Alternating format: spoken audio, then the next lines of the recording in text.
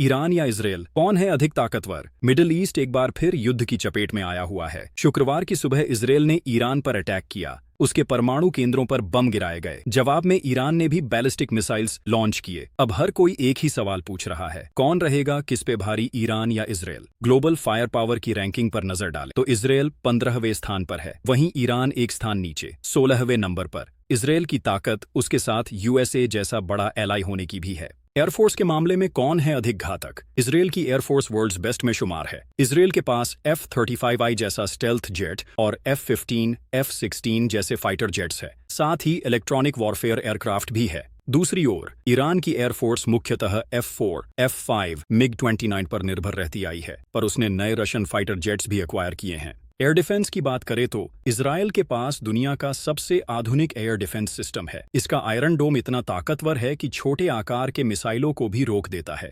इसके पास multi layer missile defence network है। आयरन डोम सिस्टम कम दूरी के मिसाइलों को रोकने के लिए है। डेविड्स स्लिंग और एरो 2, एरो 3 बैलिस्टिक मिसाइलों सहित मध्यम और लंबी दूरी के खतरों को हवा में खत्म करती है। इसने ईरान के जवाबी हमलों को रोकने में बड़ी भूमिका निभाई है। वहीं ईरान ने अपने एयर डिफेंस सिस्टम नेटवर्क का आधुनिकीकरण किया है, लेकिन इसमें अभी भी कुछ कमियां हैं। ईरान के पास रूसी S-300 सिस्टम है। इसने बावर 373 और खोरदाद 15 जैसे स्वदेशी प्लेटफॉर्म विकसित किए हैं। एयर डिफेंस सिस्टम में इजरायल ईरान से बहुत आगे है। आर्मी में कौन है किस पे भारी? संख्या की बात करें तो ईरान इजरायल पर भारी है। ईरान के पास army, Islamic Revolutionary Guard Corps, साथ ही पैरामिलिट्री फोर्स सहित लगभग 9 लाख सोल्जर्स हैं। वहीं इजरायल की आर्मी IDF के पास लगभग 1,70,000 एक्टिव सोल्जर्स है, पर उनके साथ 4,60,000 रिजर्व सोल्जर्स भी हैं। संख्या में छोटा होने पर भी हर सोल्जर वेल इक्विप्ड है। बात करें मिसाइल्स और ड्रोन्स की तो ईरान ने मिसाइल्स और ड्रोन्स बनाने में बड़ा नाम किया है। रूस ने भी युद्ध में उनके ड्रोन्स का इस्तेमाल किया है। ईरान मिडिल ईस्ट का मिसाइल पावर हाउस है। ईरान के पास शहाब 3, फातेह 110, सेजिल जैसे बैलिस्टिक मिसाइल्स है। हर एक की 2000 किलोमीटर तक रेंज है। इजरायल भी मिसाइल टेक, सिक्योरिटी,